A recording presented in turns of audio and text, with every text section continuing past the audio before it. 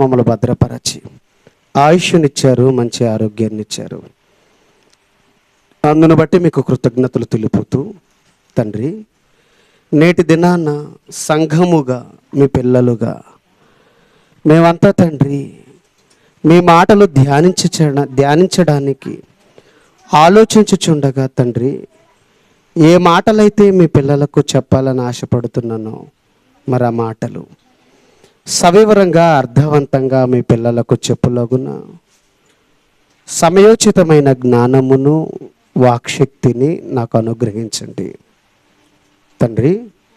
సమయోచితమైన ఆలోచనలు కూడా నాకు ప్రసాదించండి. వింటున్న మీ పిల్లలు కూడా తండ్రి వాక్యాన్ని ఆలోచించి గ్రహించి సత్యమును తెలుసుకుని ఆ సత్యవాక్య ప్రకారంగా బ్రతుకున్నట్లు దయచూపించమని వేడుకుంటూ అర్థిస్తూ యాచిస్తూ మా చిన్ని మాటలు ముగిస్తూ మీ ప్రియకుమారుడు మా రక్షకుడునైనా యేసుక్రీస్తు వారి పుణ్యనామమున ఈ ప్రార్థనను అడిగి సమర్పిస్తున్నాను మా కన్న తండ్రి, ఆమేన్. ఆదివారం ఆరాధన కార్యక్రమానికి కూడి వచ్చిన ప్రియులైన మీ అందరికీ మన ప్రభువును ప్రియరక్షకుడైనటువంటి యేసుక్రీస్తు వారి పేరిట నా శుభములు వందనాలు తెలియచేస్తున్నానండి. ప్రియులారా, మరి గత 2-3 రోజుల నుంచి సోషల్ మీడియా వీరంతా బాగా చూస్తున్నారనుకుంటా. ఫేస్బుక్లో కావచ్చు, వాట్సాప్లో కావచ్చు, దాన్ని ఆపేయమ్మా, ఫేస్బుక్లో కావచ్చు, వాట్సాప్లో కావచ్చు, యూట్యూబ్లో కావచ్చు, వీడియోస్ మీద వీడియోస్ పోస్ట్ చేస్తున్నారు. పోస్ట్ చేస్తూ సంతోష్ అన్నయ్య గారు మాట్లాడిన ఒక ప్రసంగాన్ని తప్పుపడుతూ వీడియోలు రిలీజ్ చేస్తున్నారు. అందులో వాళ్ళు ప్రధానంగా లేవనెత్తిన విషయం ఏంటంటే,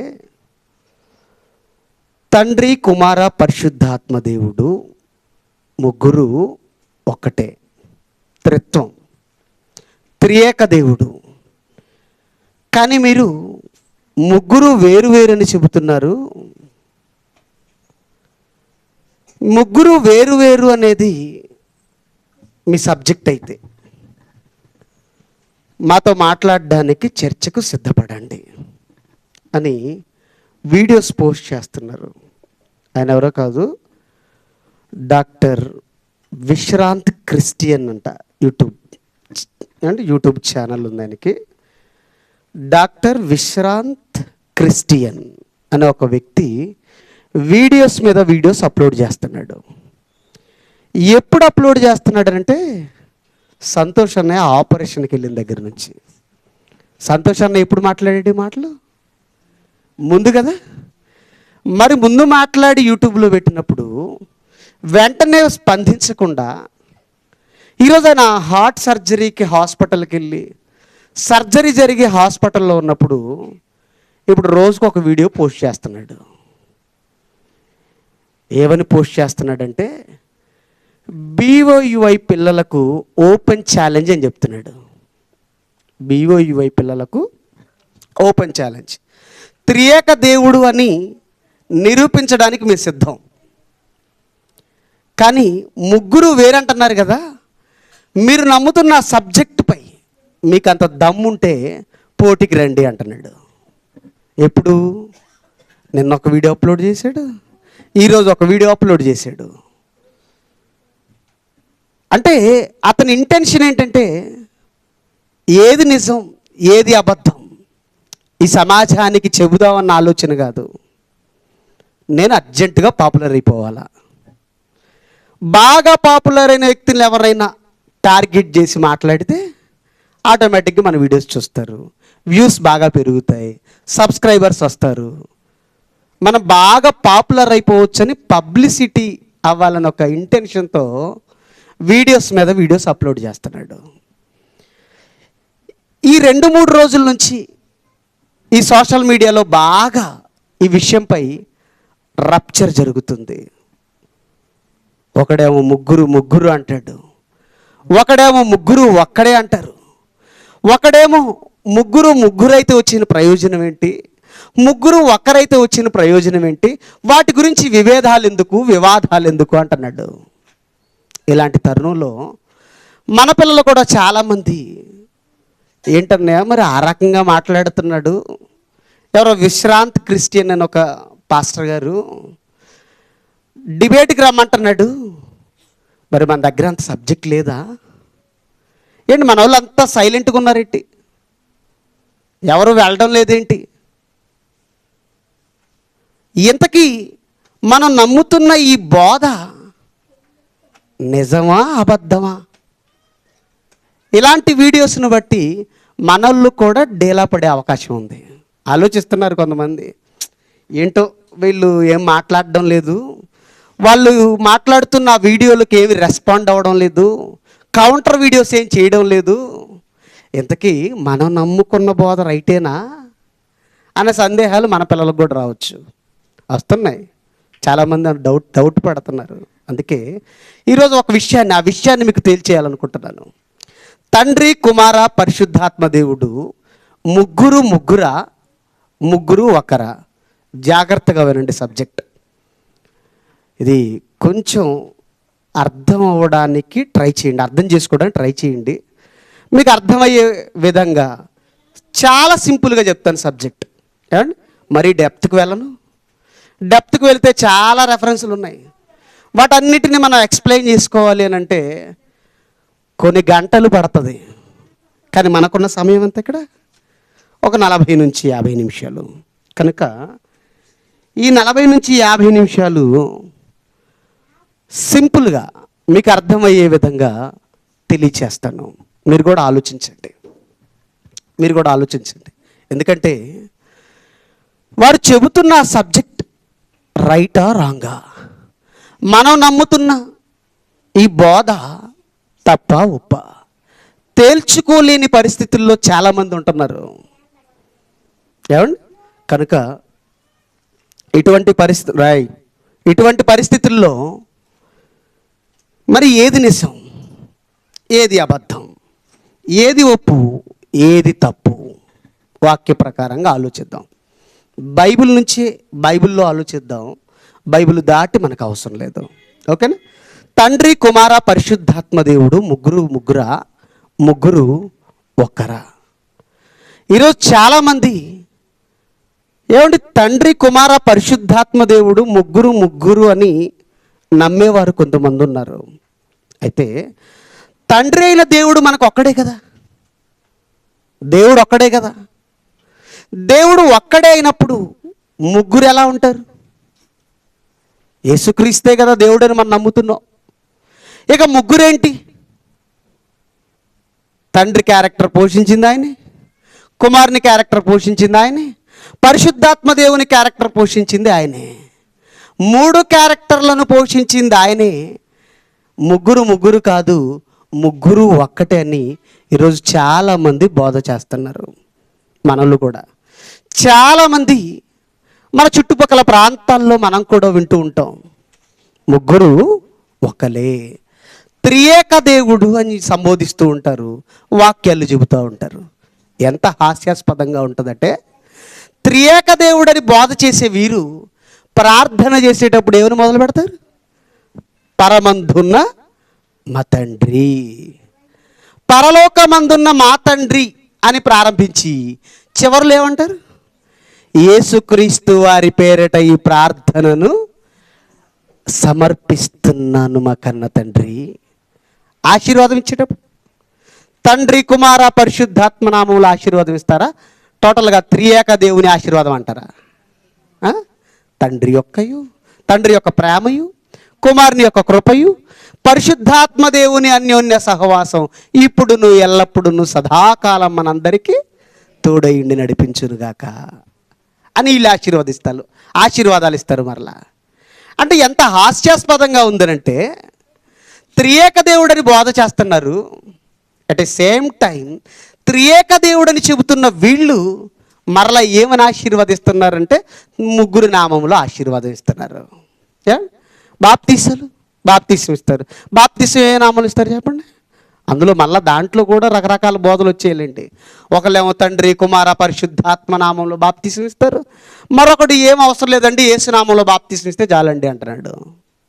ఒకడేమో ఏమండి నీళ్ళలో ముంచే బాప్తీసం అవసరం లేదండి, చిలకరిస్తే చాలండి అంటున్నాడు.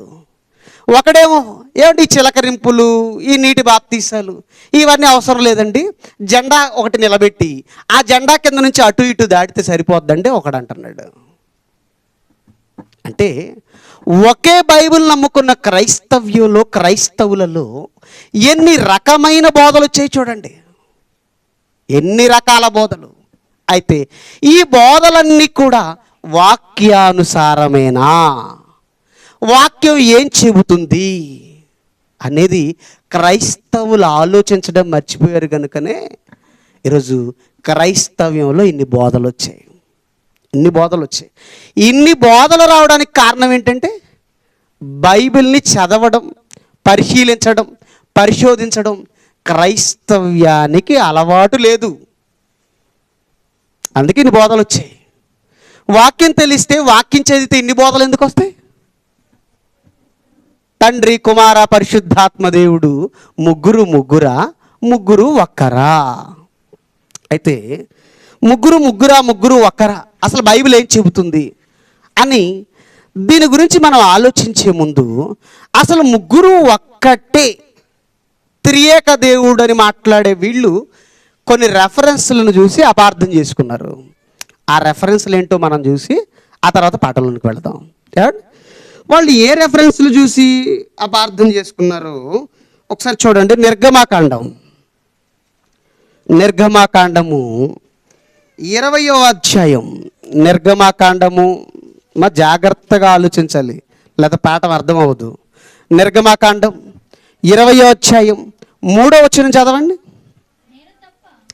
నేను తప్ప వేరొక దేవుడు నీకుండకూడదు, పైన ఆకాశమందే కానీ, క్రింద భూమి అందే కానీ, భూమి క్రింద నీళ్ళ ఎందే కానీ యుండు దేని రూపమునైనను విగ్రహమునైనను నీవు చేసుకొనకూడదు, వాటికి సాగిల పడకూడదు, వాటిని పూజింపకూడదు.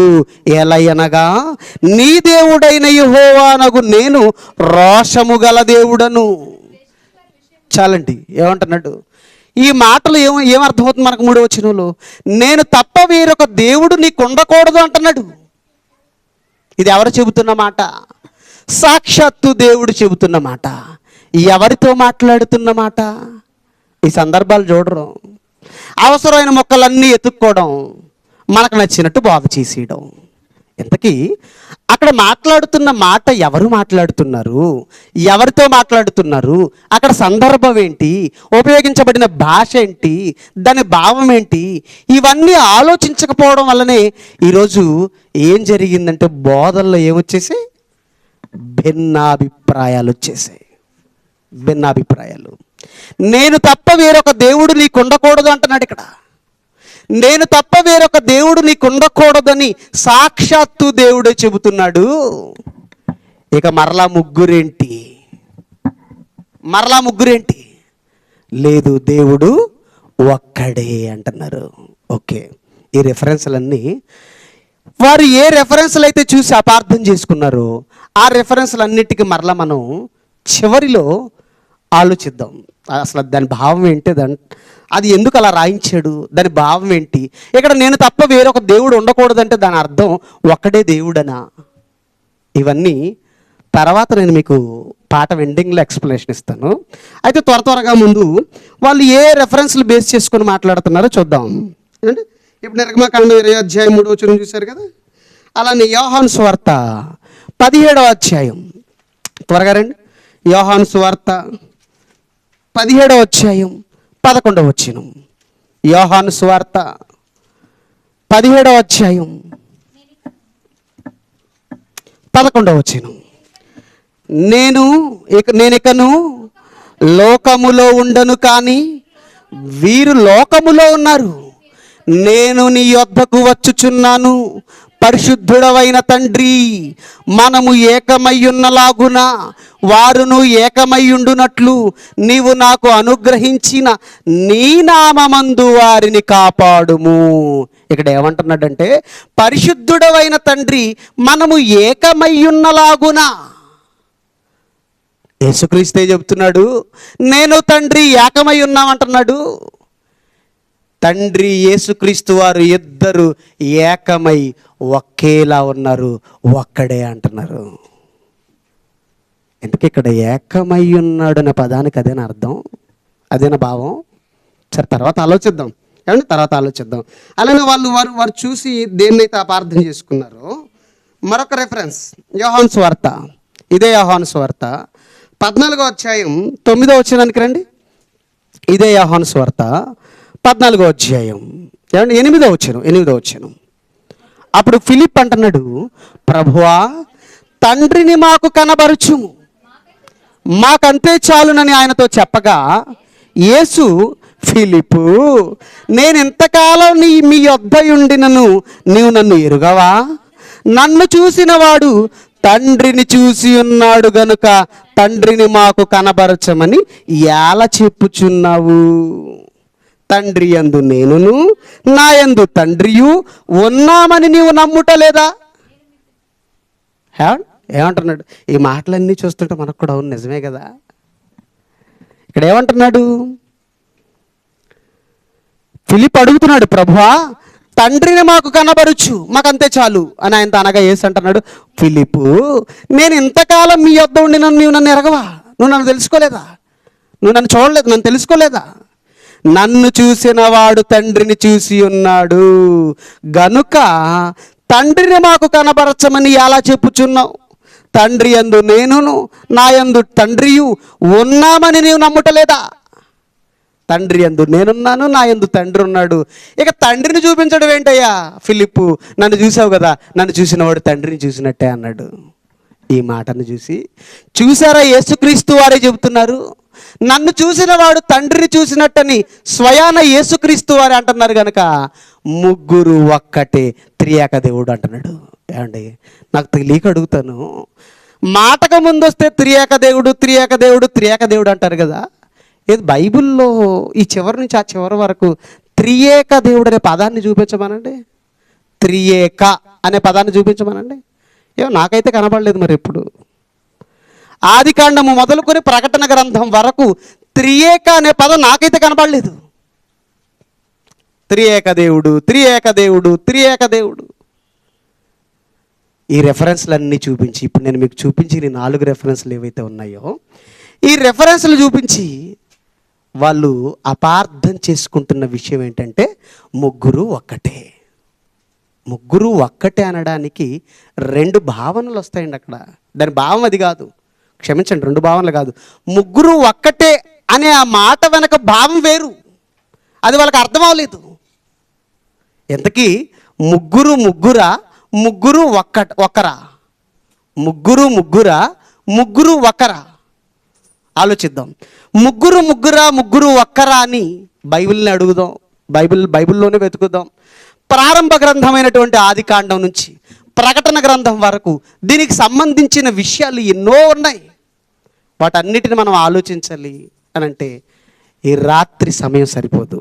కనుక కొన్ని విషయాలు, ముఖ్యమైన విషయాలు, ప్రాథమికమైన విషయాలను పైపైన మీకు అలా చూపిస్తూ సబ్జెక్టు ముందుకు తీసుకెళ్తాను. ఇంతకీ ముగ్గురు ఒక్కరా అని మనం ఆలోచిస్తే ప్రారంభంలో ఏమండి, ప్రారంభ పుస్తకమైనటువంటి ఆదికాండంలో 1వ అధ్యాయానికి రండి. ఏమండి, ప్రారంభ పుస్తకమైనటువంటి ఆదికాండం 1వ అధ్యాయం 26వ వచనం. ఏమండి, 26వ వచనం. దేవుడు అంటున్నాడు, దేవుడు చిన్న అడ్డగీత పెట్టాడు. అంటే దాని అర్థం ఏంటి? దేవుడు మాట్లాడుతున్న మాట, ఈ మాటని మన స్వరూపమందు మన పోలిక చొప్పున నరులను చేయుదము. చాలండి, ఇక్కడ ఏమంటున్నాడు? మన స్వరూపమందు మన పోలిక చొప్పున నరులను చేయుదము. ఏమండి, ఈ మాట ఎవరు మాట్లాడుతున్న మాట? దేవుడు మాట్లాడుతున్న మాట.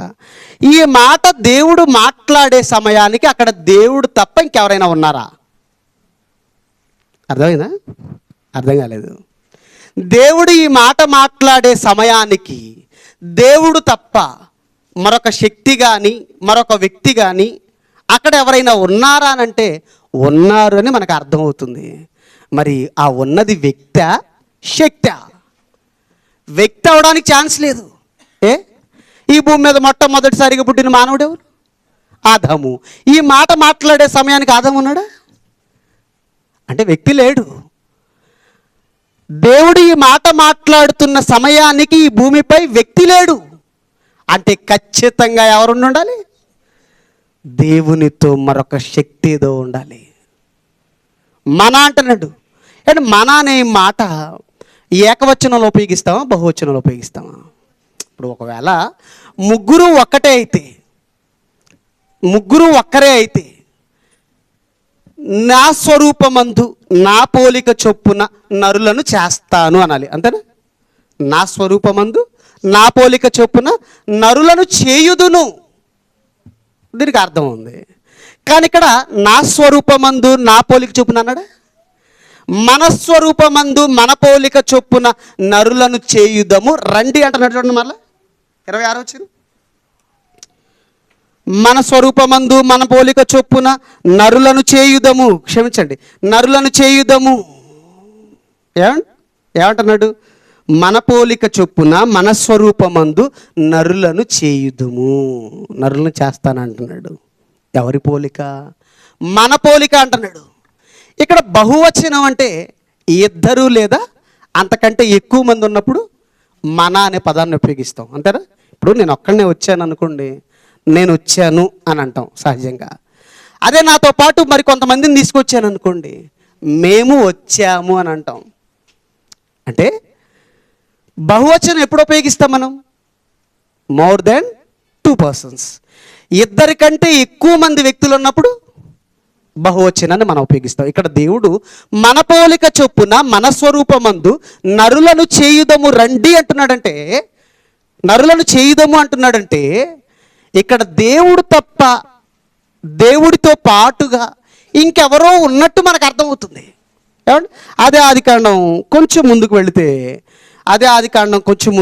3వ అధ్యాయానికి రండి. ఏమండి?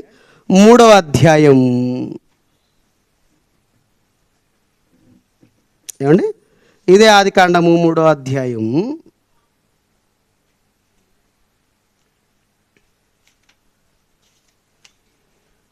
22వ వచనం చూడండి. ఇదే ఆదికాండం 3వ అధ్యాయం 22వ వచనం. అప్పుడు దేవుడైన యెహోవా, ఇదిగో మంచి చెడ్డలను ఎరుగునట్లు ఆదాము మనలో ఒకని వంటి వాడాయను. ఆదాము మనలో ఒకని వంటి వాడాయను. ఏమండి? దేవుడు మాట్లాడుతున్న మాట ఈ మాట ఏమంటున్నాడు? ఇదిగో మంచి చెడ్డలను ఎరుగునట్లు ఆదాము మనలో ఒకని వంటి వాడాయను. మనలో అంటున్నాడు. మనలో. ఇక్కడ కూడా బహువచనం. అంటే దేవుడు తప్ప దేవుడితో పాటుగా ఇంకెవరో ఉన్నట్టు మనకు అర్థమవుతుంది. అది ఇద్దరా, ముగ్గురా, అంతకంటే ఎక్కువ? ముందుకెళ్తే అర్థమవుతుంది మనకి. అంటే దేవుడు ఒక్కడిగా లేడు, దేవునితో పాటు ఎవరో ఉన్నట్టు మనకు అర్థమవుతుంది. ఇదే ఆదికాండం. ఇంకొంచెం ముందుకెళ్ళండి. ఇదే ఆదికాండము 11వ అధ్యాయం. ఇదే ఆదికాండము 11వ అధ్యాయం. ఏమండి? 6వ వచనం. ఇదే ఆదికాండము 11వ అధ్యాయం 6వ వచనం. అప్పుడు యెహోవా అంటున్నాడు, ఇదిగో జనము ఒక్కటే, వారందరికీ భాష ఒక్కటే, వారు ఈ పని ఆరంభించి ఉన్నారు. ఇక మీదట వారు చేయదలుచు ఏ పని అయినను చేయకుండా వారికి ఆటంకమేమీ నుండదు గనుక. ఏమండి? గనుక మనము దిగిపోయి వారిలో ఒకని మాట ఒకనికి తెలియకుండా అక్కడ వారి భాషను తారుమారు చేయుదుము రండని అనుకొనెను. అని ఇక్కడ ఏమంటున్నాడు? మనము దిగిపోయి.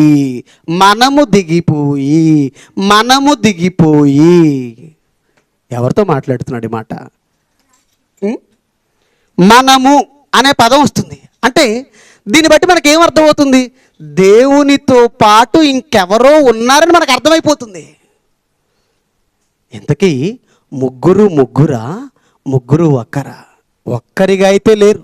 అండ్ ముగ్గురు కలిసి ఒకే వ్యక్తిగా, ఒకే శక్తిగా.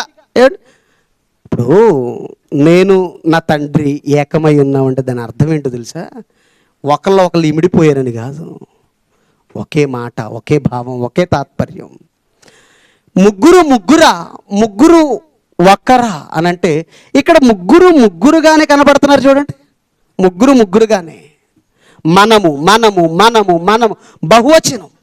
అంటే దేవుడితో పాటుగా ఇంకెవరో ఉన్నారని మనకు అర్థమైపోతుంది. అవును. అలానే కీర్తన గ్రంథం 2వ అధ్యాయానికి రండి. కీర్తనల గ్రంథము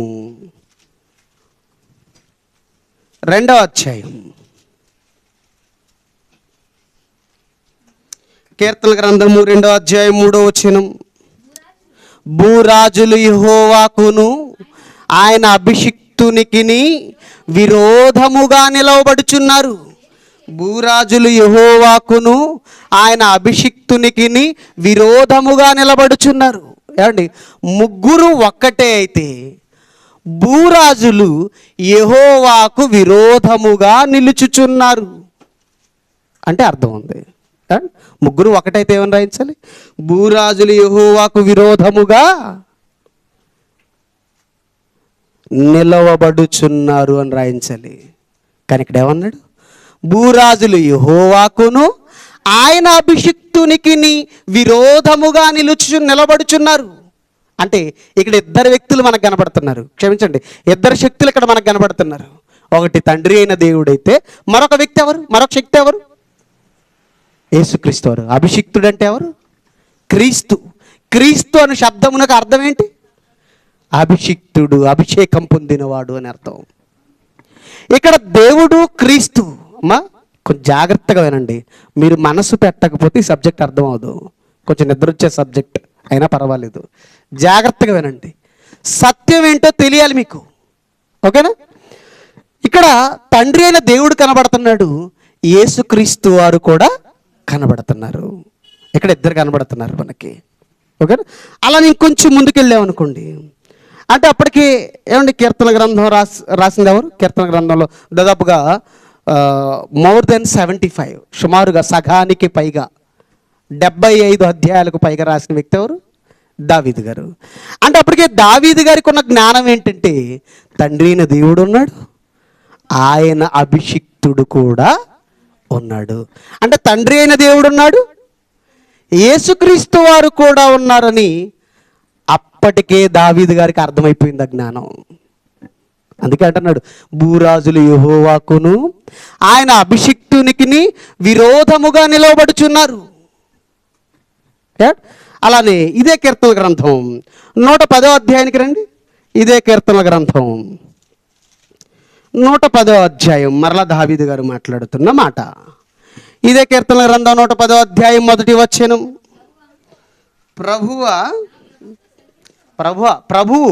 ప్రభువు నా ప్రభువుతో సెలవిచ్చిన వాక్కు. చాలండి, ఏమంటాడు? ప్రభువు నా ప్రభువుతో సెలవిచ్చిన వాక్కు. ప్రభువు అంటే తండ్రి అయిన దేవుడు. ప్రభువు సెలవిచ్చిన వాక్కు అంటే ఓకే, ముగ్గురు ఒకటే అని మనం అనుకోవచ్చు. కానీ ఇక్కడ దావీదు గారు ఏమంటున్నారు? ప్రభువు నా ప్రభువుతో సెలవిచ్చిన వాక్కు అంటున్నాడు. అంటే ఇక్కడ ఎంతమంది ప్రభువులు కనబడుతున్నారు మనకి? ఇద్దరు.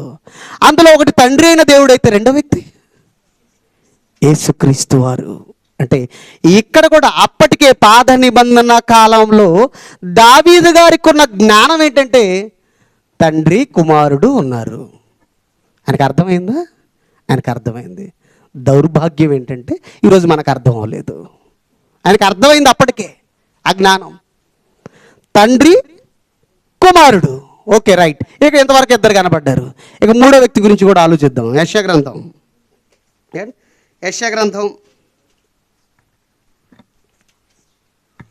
48వ అధ్యాయం. యెషయా గ్రంథం 48వ 48వ అధ్యాయం 16వ వచనం. యెషయా గ్రంథము 48వ అధ్యాయం 16వ వచనం చూడండి. ఆది నుండి నేను రహస్యముగా మాట్లాడిన వాడను కాను, అది పుట్టిన కాలము మొదలుకొని నేను అక్కడ ఉన్నవాడను. ఇప్పుడు ప్రభువగు యెహోవాయు ఆయన ఆత్మయు నన్ను పంపెను. ఏమన్నాడు అక్కడ? ప్రభువగు యెహోవాయు ఆయన ఆత్మయు నన్ను పంపెను. ఇందాకటి వరకు మనకు ఎవరు కనపడ్డారు? తండ్రి అయిన దేవుడు, కుమారుడు, ఇద్దరు ప్రభువులు కనపడ్డారు. ఇప్పుడు ఇక్కడ మనకు మూడో వ్యక్తి కనపడుతున్నారు. ఏమంటున్నాడు? 48:16 ఏమండి? అది పుట్టిన కాలము మొదలుకొని నేను అక్కడ ఉన్నవాడను. ఇప్పుడు ప్రభువగు యెహోవాయు ఆయన ఆత్మయు నన్ను పంపెను. ప్రభువగు యెహోవాయు ఆయన ఆత్మయు అంటున్నారు. ఆయన ఆత్మ అంటే పరిశుద్ధాత్మ. ఏమండి? పరిశుద్ధాత్మకున్న పేర్లేంటి? దేవుని ఆత్మ. ఏమండి? దేవుని ఆత్మ అనేది ఒక పేరు పరిశుద్ధాత్మకున్న పేర్లలో. ఇక్కడ ప్రభువగు యెహోవాయు ఆయన ఆత్మయు నన్ను పంపెను అంటే ఇక్కడ ముగ్గురు వ్యక్తులు కనపడుతున్నారు. చూసారా? మాట్లాడుతున్న వ్యక్తి ప్రభువగు యెహోవా, ఆయన పంపిన ఆత్మ. ముగ్గురుగా కనపడుతున్నారా? ముగ్గురు ఒకరిగా కనపడుతున్నారా? ముగ్గురుగానే కనపడుతున్నారు.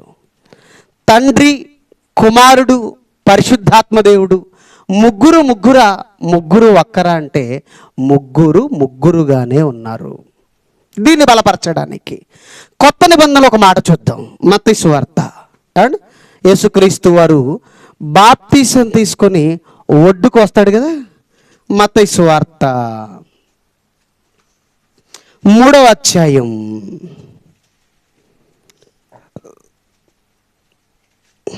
3వ అధ్యాయం 16వ వచనం. మత్తయి సువార్త 3వ అధ్యాయం 16వ వచనం. యేసు బాప్తీసము పొందిన వెంటనే నీళ్ళల్లో నుండి ఒడ్డుకు వచ్చెను. ఇదిగో ఆకాశము తెరవబడెను, దేవుని ఆత్మ పావురము వలె దిగి తన మీదకు వచ్చుట చూసెను. మరియు ఇదిగో ఈయనే నా ప్రియ కుమారుడు, ఈయన యందు నేను ఆనందించుచున్నానని ఒక శబ్దము ఆకాశము నుండి వచ్చెను. ఎక్కడి నుంచి వచ్చిన శబ్దం? ఆకాశం నుండి. ఇక్కడ యేసుక్రీస్తు వారు బాప్తీసం పొందారు. బాప్తీసం ఇచ్చి యోహాను చేత బాప్తీసం పొందుకున్నాడు. బాప్తీసం పొందుకుని ఒడ్డుకు రాగానే ఏం జరిగిందంటే ఆకాశము తెరవబడి పరిశుద్ధాత్మ పావురం వలె ఆయన మీదకు దిగి వచ్చాను. జాగ్రత్తగా వినండి. బాప్తీసం పొందిన యేసుక్రీస్తు ఒడ్డుకు వచ్చి నిలబడ్డాడు అంటే ఇక్కడ యేసుక్రీస్తు అన్నాడు. ఈ యేసుక్రీస్తు వారి మీదకి ఎవరు వచ్చారు? పావురాకారం వలె పరిశుద్ధాత్మ దేవుడు. అంటే ఇప్పుడు ఇద్దరు కనపడ్డారు. ఆకాశము నుండి ఒక శబ్దం వచ్చింది. ఏంటో శబ్దం? ఇదిగో ఈయనే నా ప్రియ కుమారుడు, ఈయన యందు నేను ఆనందించుచున్నాను. ఒకవేళ ముగ్గురు ఒక్కరే అయితే, తండ్రి అయిన దేవుడే యేసుక్రీస్తుగా వస్తే, యేసుక్రీస్తు వారే పరిశుద్ధాత్మ దేవుడిగా వస్తే, ఒక వ్యక్తే 3 క్యారెక్టర్లు 3 పోర్షన్లు చేస్తే, ఆ 3 పోర్షన్లు చేసిన వ్యక్తి అక్కడే ఒడ్డున నిలబడి ఉన్నాడు. కాసేపు అనుకుందాం అండ్ కాసేపు ముగ్గురు ఒకటే అనుకుందాం. ముగ్గురు ఒక్కటే అయితే యేసుక్రీస్తు వారు వచ్చి ఒడ్డున నిలబడ్డాడు. యేసుక్రీస్తు వారు ఒడ్డున నిలబడ్డాడు. 3 పోర్షన్లు చేసిన వ్యక్తి ఆ వ్యక్తి అయితే ఆయన మీదకు దిగి వచ్చిన పరిశుద్ధాత్మ ఎవరో చెప్పాలి. నెంబర్ 1. నెంబర్ 2, ఆకాశం నుంచి వినబడిన ఆ స్వరం ఎవరిది? ఈ రెండింటికి సమాధానం చెప్పాలి. ఇప్పుడు ముగ్గురు ఒకటే అయితే ఆకాశం నుంచి వచ్చిన ఆ స్వరం ఎవరిది? పావురాకారం రూపంలో యేసుక్రీస్తు మీదకి వచ్చిన పరిశుద్ధాత్మ ఎవరు? అర్థమవుతుందా? ఏటో డల్గా వింటున్నారు. అర్థం అవుతుందో లేదో నాకు అర్థం అవ్వట్లేదు. టైం అయిపోతుంది. ఎప్పుడు విడిచిపెట్టేస్తారు, ఎప్పుడు వెళ్ళిపోదాం అనుకుంటున్నారా? ముగిస్తానులేండి. ఏమండి ఇక్కడ ముగ్గురు ఒకటే అయితే డ్రామా ఏంటండి నాకు తెలియగలుగుతాను. ఒకప్పుడు పూర్వంలో డ్రామా వేసేవాళ్ళు. ఒక వ్యక్తి చాలా క్యారెక్టర్ పోషిస్తూ ఉంటాడు. అతనే హీరో, అతనే విలన్. ఏమండి ఇదేమైనా క్యారెక్టర్, ఇదేనా పోర్షన్స్, ఇదేనా డ్రామా అని నాకు తెలియగలుగుతాను. వాళ్ళు డ్రామాలో వేసారంటే అర్థం ఉంది. ఇక్కడేంటంటే అంత అవసరం ఆయనకి. అందులో కొత్త నిబంధన అంతా మీరు చదవండి, మత్తయి సువార్త నుంచి ఏమండి యోహాను సువార్త వరకు. ఈ 4 సువార్తలలో యేసుక్రీస్తు వారి నోట నుంచి వచ్చిన మాటలన్నీ మీరు చదవండి ఇంటికి వెళ్ళిన తర్వాత. ఎప్పుడు నా తండ్రి నా తండ్రి నా తండ్రి నా తండ్రి నా తండ్రి అనే పదం వస్తుంది. ఏమండి నా తండ్రి అంటున్నాడంటే ఏమోలేండి, వాళ్ళకి అలవాటు చేయడానికి అట్ట చెప్పాడేమో. ఇక్కడున్న ప్రజలకు అలవాటు చేయాలి కదా. ఈ రాంగ్ కనెక్షన్స్ కూడా ఇస్తుంటారు. ఈ చెత్త తెలివితేటలు కూడా ఉన్నాయి మన వాళ్ళకి చాలామందికి. వీళ్ళకి అలవాటు చేయాలి కదా. ప్రార్థన ఎలా అయితే అలవాటు చేపిస్తున్నాడో అలానే తండ్రి తండ్రి తండ్రి అనే పదం అలవాటు చేయిస్తాడేమో. రాంగ్ కనెక్షన్స్ ఇవ్వకండి అట్లా, అది రాంగ్ కనెక్షన్. లేని ఒక క్యారెక్టర్ని, లేని ఒక పోర్షన్ని ఆయన పదే పదే తలపోసుకుంటూ ఆలోచించుకుంటూ ఎందుకుంటాడు చెప్పండి?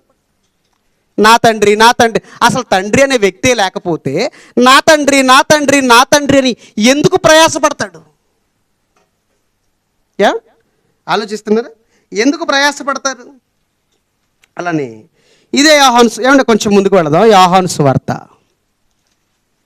ఏమండి, ఇప్పుడు ఈ మత్తయి సువార్తలో మనం చదువుకున్న ఈ వచనాన్ని బట్టి మనకేమర్థం అవుతుందంటే, బాప్తిసం తీసుకున్న యేసుక్రీస్తు వారు ఉన్నారు, ఆయన మీదకి పావురాకార రూపంలో వచ్చిన పరిశుద్ధాత్మ దేవుడు ఉన్నాడు, ఆకాశం నుంచి ఇదిగో ఈయన నా ప్రియకుమారుడు, ఈయన యందు నేను ఆనందించుచున్నాను ఒక స్వరం. అది ఎవరిది?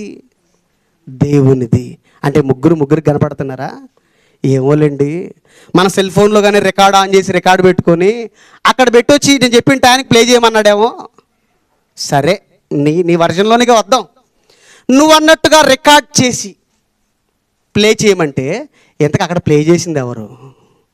దోతలు అనకండి మరలా. దోతలు ఉన్నారులేండి అక్కడ. వాళ్ళకేంటండి బాబు, దేవుడు చెప్పింది అన్నీ చేసేస్తారు. అక్కడ ఏ దేవుడు వస్తూ రికార్డ్ చేసి వచ్చాడు ఈ లోకానికి వస్తా, ఆ మాటలు వాళ్ళు అక్కడుండి ప్లే చేశారు. అదే ఆయన స్వరం అనకండి. ఇంక అట్ట మాట్లాడేవాడిని మూర్ఖుడు అంటాం. ఇంక మనం ఏం చేయలేము. అలాంటి వాడికి ఎన్ని చెప్పినా వేస్ట్. ఏనాడాడు? అవన్నీ రాంగ్ కనెక్షన్స్.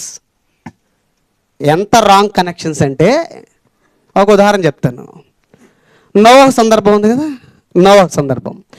నోవాహు దేవుడు చెప్పిన యావత్తును అట్లు చేసాను. దీని భావం ఏంటి? అట్లు అంటే దాని అర్థం ఏంటమ్మా? ఆ విధంగా. ఒక బోధకుడు ఏం చేశాడంటే, మీరు ఇంట్లో పోసుకునే అట్లకు మూల పురుషుడు ఎవరో తెలుసా అన్నాడు. అర్థం కాలేదు. ఇదేదో కొత్త విషయం, ఇంతవరకు ఏ అయ్యగారు చెప్పలేదు, ఏ బోధకుడు చెప్పలేదు, ఇదేదో బాగుందని ఆశ్చర్యంగా అందరూ తన వైపు చూస్తున్నారు. రెఫరెన్స్ చూపిస్తాను చూడండి, అదిరిపోతారు మీరు అన్నాడు. ఇంతకీ ఏ రెఫరెన్స్ చూస్తాడని కంగారు పడి చూస్తున్నారు జనాలు. నోవాహు దేవుడు చెప్పిన యావత్తును అట్లు చేసాను అని చూపించాడు. కింద చదువుకున్న పిల్లలు ఉంటారు కదండి, ఒక్క పక్కన నవ్వుకున్నారండి. ఈడేట్రా బాబు, ఈడే బోధకుడని. అట్లు అంటే పాస్టర్ గారు దాని అర్థం ఆ విధంగాని, తినే అట్లు కాదంటున్నారు కింద నుంచి పిల్లలు, చదువుకున్న పిల్లలు.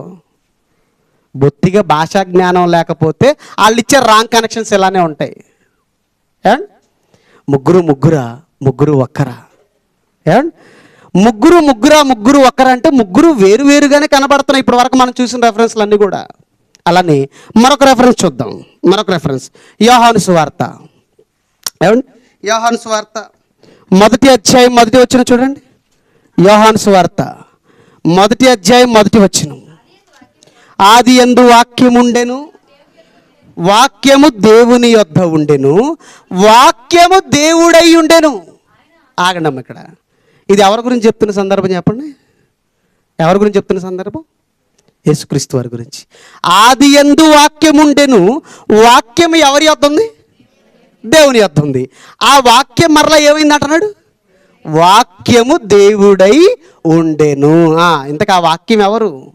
ఆయన ఆది యందు దేవుని యొద్ద ఉండెను, సమస్తమును ఆయన మూలముగా కలిగెను, కలిగి ఉన్నది ఏది ఆయన లేకుండా కలుగలేదు.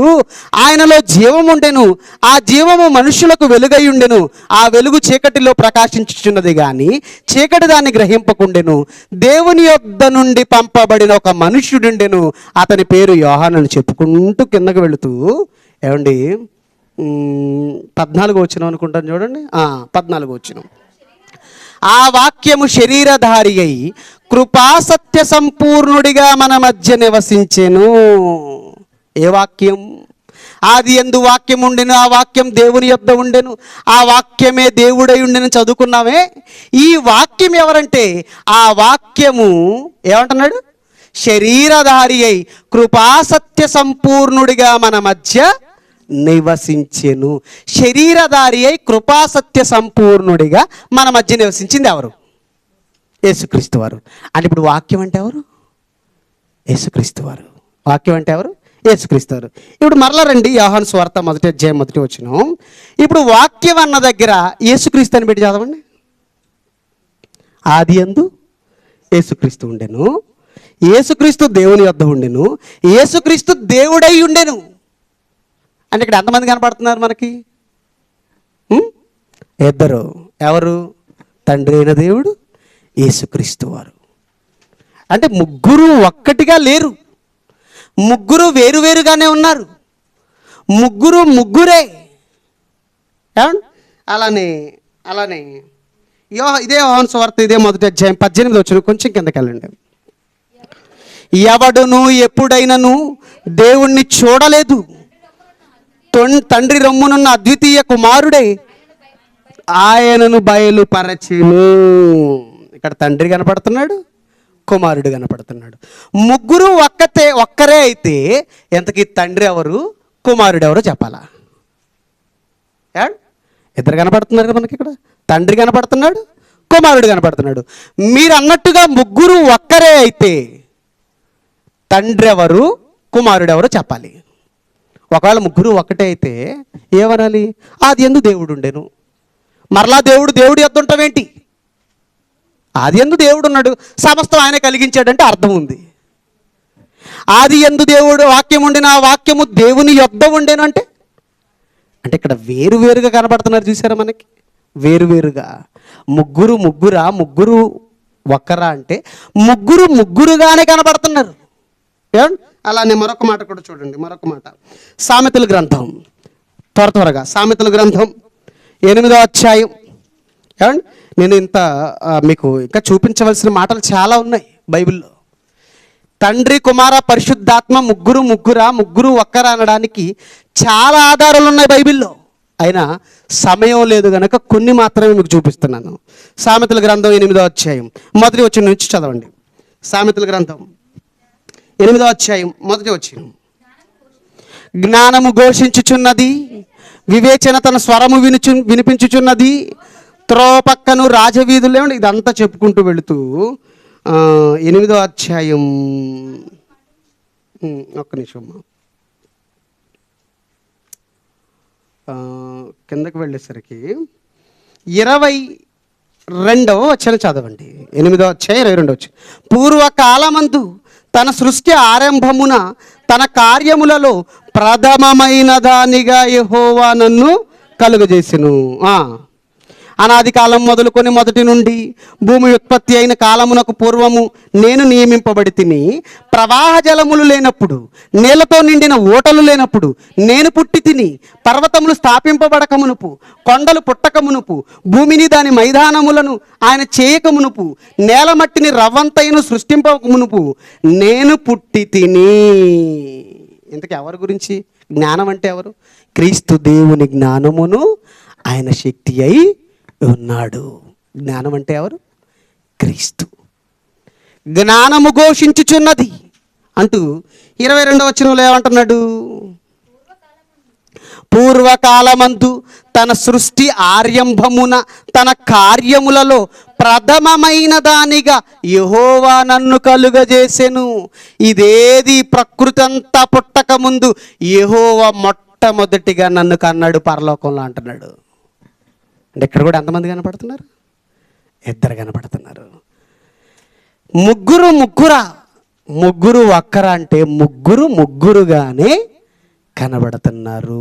ఇలాంటి రెఫరెన్సులు ఇంకా బోలెడు ఉన్నాయి బైబిల్లో. ఇన్ని రెఫరెన్సులు చెబుతుంటే ముగ్గురు అంటుంటే నీకేంటి బాధ?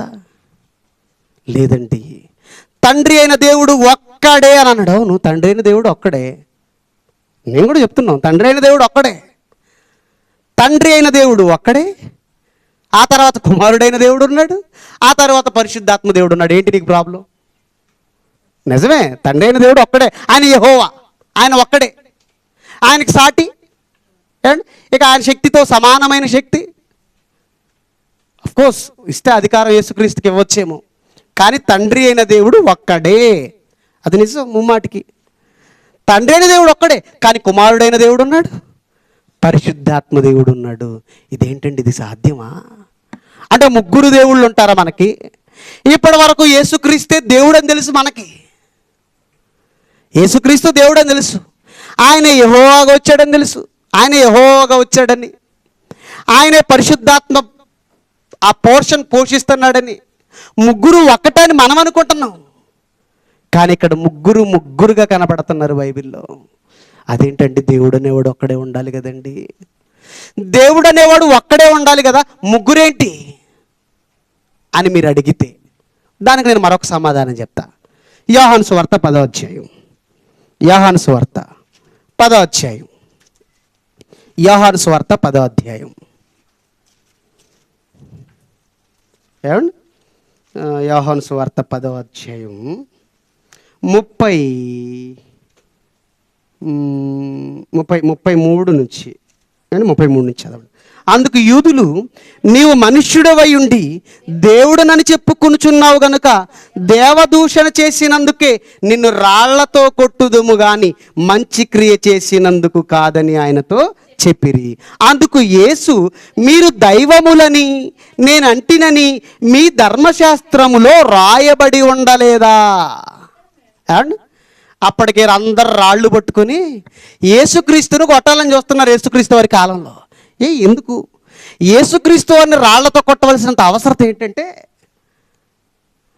ఎందుకు ఇంతకీ నా తండ్రి నుంచి అనేక మంచి క్రియలు మీకు చూపించాను కదా, ఇందులో దేని నిమిత్తం నన్ను రాళ్లతో కొడతారని యేసుక్రీస్తు అడగగానే వాళ్ళు అంటున్నారు, భలే బాగుందే, నువ్వు మంచి చేస్తే మేమెందుకు కొడతాం, నువ్వు మంచి చేసినందుకు కాదు, నీవు మనుష్యుడవై ఉండి. అంటే వాళ్ళ భావన ఏంటి? యేసుక్రీస్తు వారు ఎవరు? అతను ఒక వడ్లవాని కుమారుడు, అతని తల్లి మరియా, ఏమండి అతని తండ్రి యోసేపు. ఇతను వడ్రంగి పని చేసేవాడు కదా వాళ్ళ తండ్రి, మనకు తెలిసిన వ్యక్తే కదా, మన కళ్ళ ముందు పుట్టినవాడే కదా.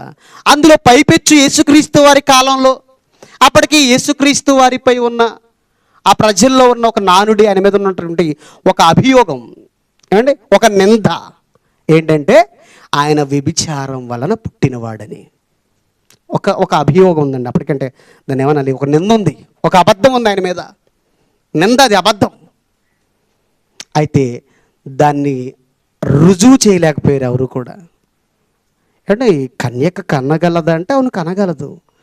మరి గర్భవతి అయి పెళ్ళికి ముందు ఒకవేళ ఎవరైనా అక్రమ సంబంధం పెట్టుకొని గర్భవతి అయితే రాళ్లతో కొట్టి చంపాలి కదా. మరి యేసు తల్లి మరిని ఎందుకు చంపలేదు రాళ్లతో? ఎందుకు చంపలేదు? ఎప్పుడైనా ఆలోచించండి. వ్యభిచారం చేసిన వారిని ఏం చేస్తారు? రాళ్లతో కొట్టి చంపాలి. అప్పుడు మోషే ధర్మశాస్త్రంలో ఉన్నటువంటి ఆజ్ఞది.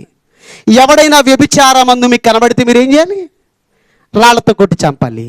అప్పటికే యేసుక్రీస్తు వారిపై ఉన్న నింద ఏంటి? ఈయన వ్యభిచారం వలన పుట్టాడు అనుకుంటున్నారు. వ్యభిచారం వలన పుట్టాడు అనేది నిజమైతే మరి రాళ్లతో కొట్టి చంపాలి కదా. మరి ఎందుకు చంపలేదు అంటే మరియ నేను కన్యకనని ప్రూవ్ చేసుకుందండి.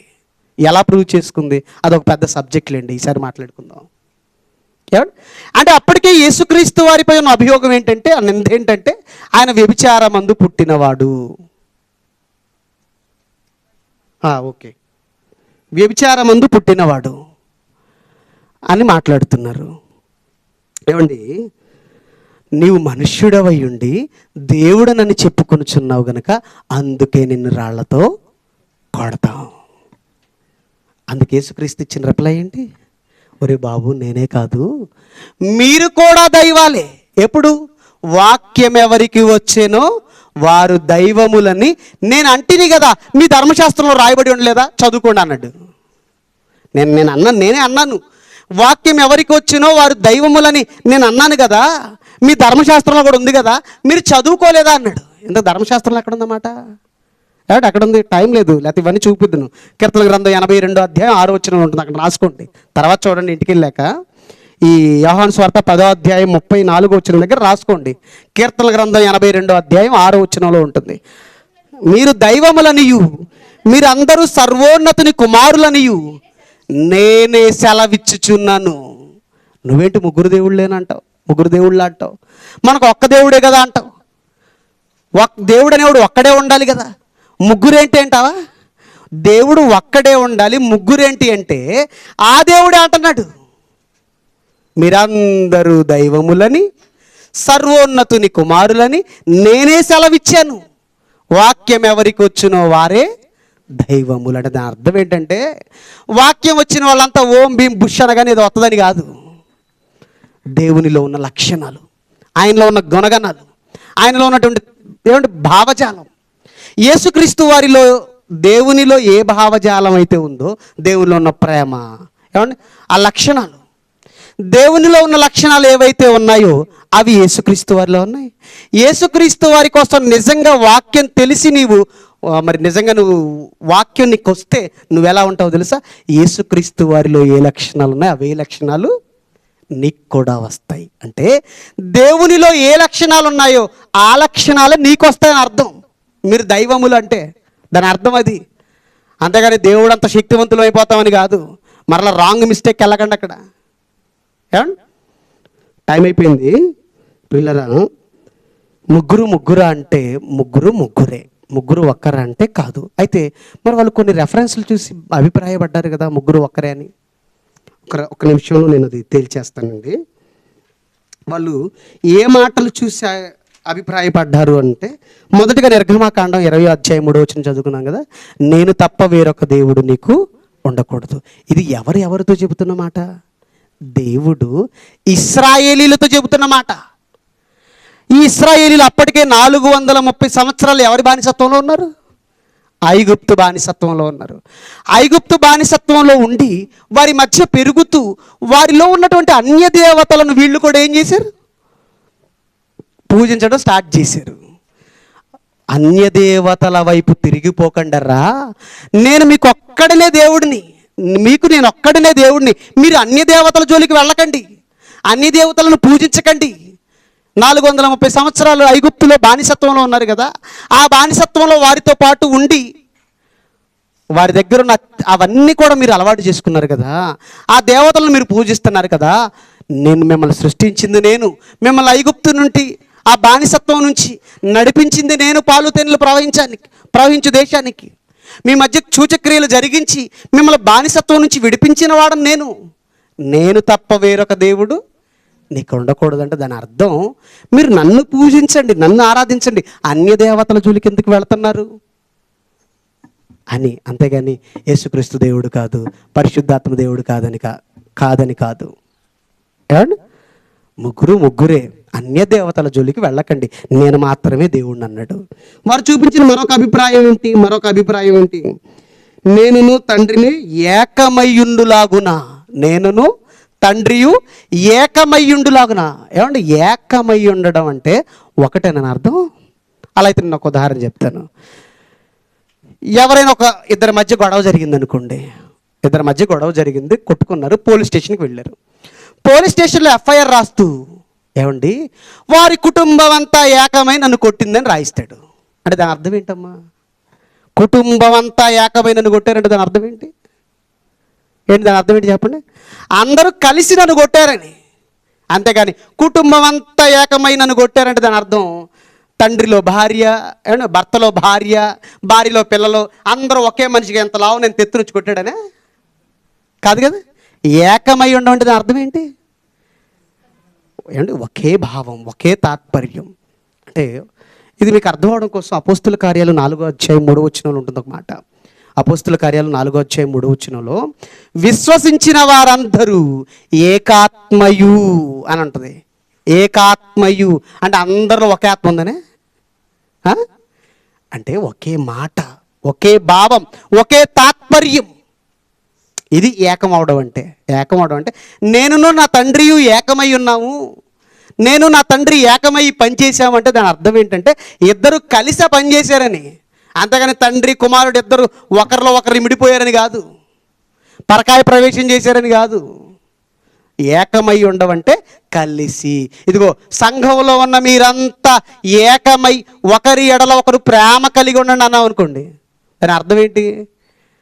ఒకరిలో ఒకరు పరకాయ ప్రవేశం చేయమనే, దయ్యంగా చేసినట్టు పరకాయ ప్రవేశం చేయమనే, మీరంతా కలిసికట్టుగా ఉండండిరా దాని అర్థం. ఏకమై ఉండమంటే కలిసి ఉన్నామని, అంతేగాని పరకాయ ప్రవేశం చేశారని కదా ఒకరిలో ఒకరు. వాళ్ళు చూపించిన చివరి అభియోగం ఏంటి? ఇంకొక అభియోగం ఏంటి? యెషయా గ్రంథం 9వ అధ్యాయం. యేసుక్రీస్తుని చూస్తే తండ్రిని చూసి ఉన్నట్టే అని ఒక మాట ఉంది కదా, ఇందాక మనం చదువుకున్నాం. యోహాను సువార్త 14:9. నన్ను చూసిన వాడు తండ్రిని చూసి ఉన్నట్టే అంటే దాని అర్థం తండ్రి యేసుక్రీస్తు ఒకటేనా? అలా అయితే కొంతమంది మాట్లాడుతూ, రే అచ్చు నువ్వు మీ నాన్నలానే ఉన్నావురా, నిన్ను చూస్తే మీ నాన్న గుర్తొస్తున్నాడు రా నాకు అన్నప్పుడు ఆ పిల్లోడు ఏం చెప్పుకుంటాడు బయటికి వెళ్ళి? ఎవరైనా రే మీ నాన్న ఎట్టుంటాడో నాకు తెలియదురా, మీ నాన్న నేను ఎప్పుడు చూడలేదురా అన్నాడు అనుకోండి, మా నాన్న చూడకపోతే నన్ను చూడు, నన్ను చూస్తే మా నాన్న చూసినట్టే అంటే దాని అర్థం ఏంటి? వాడు నాన్న ఒకటనే, ఇద్దరిలో ఒకరు పరకాయ ప్రవేశం చేశారనే. నన్ను చూస్తే మా నాన్నను చూసినట్టు అంటే దాని అర్థం ఏంటంటే, నా రూపం ఎలా ఉంటుందో మా నాన్న రూపం కూడా అలా ఉంటుంది. మా నాన్నలో ఏ లక్షణాలు ఉన్నాయో నాలో కూడా అవే లక్షణాలు ఉన్నాయి. నేను ఎలా ప్రవర్తిస్తానో మా నాన్న కూడా అలానే ప్రవర్తిస్తాడు. ఇది దాని అర్థం. అంతేనా? నన్ను చూస్తే మా నాన్న చూసినట్టే అంటే దాని అర్థం ఏంటంటే, నేను ఎలా ప్రవర్తిస్తానో మా నాన్న కూడా అలానే ప్రవర్తిస్తాడు. నా రూపం ఎలా ఉంటుందో మా నాన్న రూపం కూడా అలానే ఉంటుంది. మా నాన్నను చూడలేదు కదా, నన్ను చూస్తే మా నాన్న చూసినట్టు దాని అర్థం అది. అంతేగాని నాన్న ఈయనే కొడుకు ఈయనే ఇద్దరు ఒకరిలో ఒకరు పరకాయ ప్రవేశం అంటే అది అజ్ఞానం. ఏంటది? అజ్ఞానం, మూర్ఖత్వం అనాలి కదండి. ఇంకా చాలా ఉన్నాయండి, చెప్పుకుంటే టైం అయిపోద్ది. చాలా ఉన్నాయి. దేవుని చిత్తం అయితే మరొకసారి దీని గురించినటువంటి వివరణ మీకు ఇంకా కూలంకషంగా ఇస్తాను. ఓకే, కళ్ళు మూసుకుంటే చిన్న ప్రార్థన చేసుకుందాం.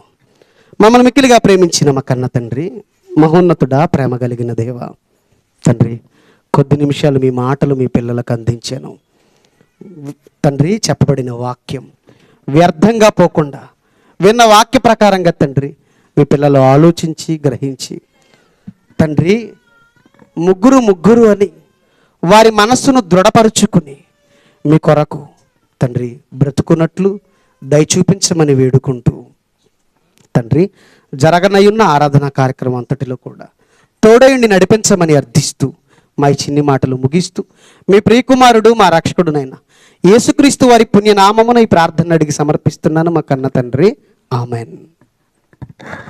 పిల్లరా, ఇంతకీ ముగ్గురు ఒకరా? ముగ్గురే. ఇంకా ఏమైనా డౌట్స్ ఉంటే తర్వాత నన్ను సంప్రదించండి, మీకు ఇంకా కూలంకషంగా చెప్తాను. ఓకేనా? డౌట్ ఏం లేదు కదా? లేదండి మీరు ఎంత చెప్పినా కూడా నాకేమైనా డౌట్ ఉందంటారా? లేదు కదా? Okay, right. పిల్లరా, మరి ఈ సమయంలో పరిశుద్ధులుగా తీర్చబడిన వారి కొరకు ఏర్పాటు చేయబడిన పవిత్ర కార్యక్రమం క్రీస్తు బలియాగానికి సాదృశ్యమైన రొట్టె విరుచు కార్యక్రమాన్ని జరిగించుకుందాం. స్వర్ణ ఆపారమ్మా, దాన్ని ఆపేయండి.